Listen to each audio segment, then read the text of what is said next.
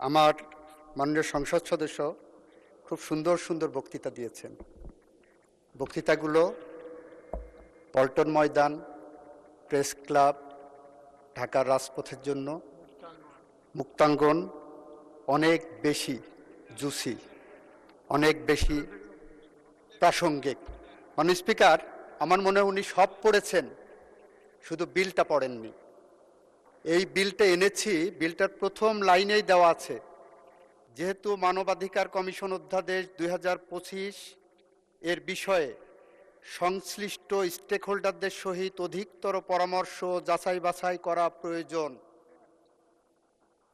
এবং যাতে করে 2009 সালের আইনটা বাতিল করে দিয়েছিলেন, মানবাধিকার কমিশনের জায়গাটা অসম্পূর্ণ না থাকে, ফাঁকা না থাকে, সেই কারণে আপাতত আমরা 2009 সালের আইনটাকে রেস্টোর করেছি, কেউ বলতে যাতে না পারে বাংলাদেশে কোনো মানবাধিকার কমিশন নাই।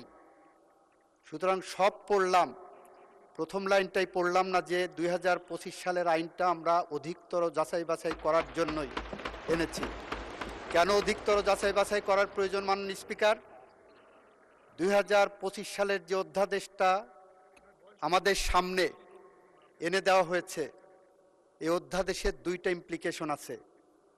একটি ইমপ্লিকেশন হলো, আমরা যখন কোনো আইন করি, কোনো অ্যাকশন নেই, কোনো অ্যাক্ট করি, সেটা যদি এমন হয় যে এটা করেছি উইথ অ্যান আলটেরিয়র মোটিভ, এটা যদি এমন হয় যে এটা করেছি উইথ এ ম্যালাফাইডি মোটিভ, যদি এমন হয় যে বিএনপি ক্ষমতায় আসবে, তাকে কোনোভাবেই কাজ করতে দেওয়া হবে না, সেরকম উদ্দেশ্য যদি থাকে, সে ধরনের উদ্দেশ্যপূর্ণ আইন, আইনের ভাষায় বলছি, জুডিশিয়াল রিভিউয়ের ভাষায় বলছি, কনস্টিটিউশনাল লয়ের একজন ছাত্র হিসেবে বলছি, that law is a void of initial law.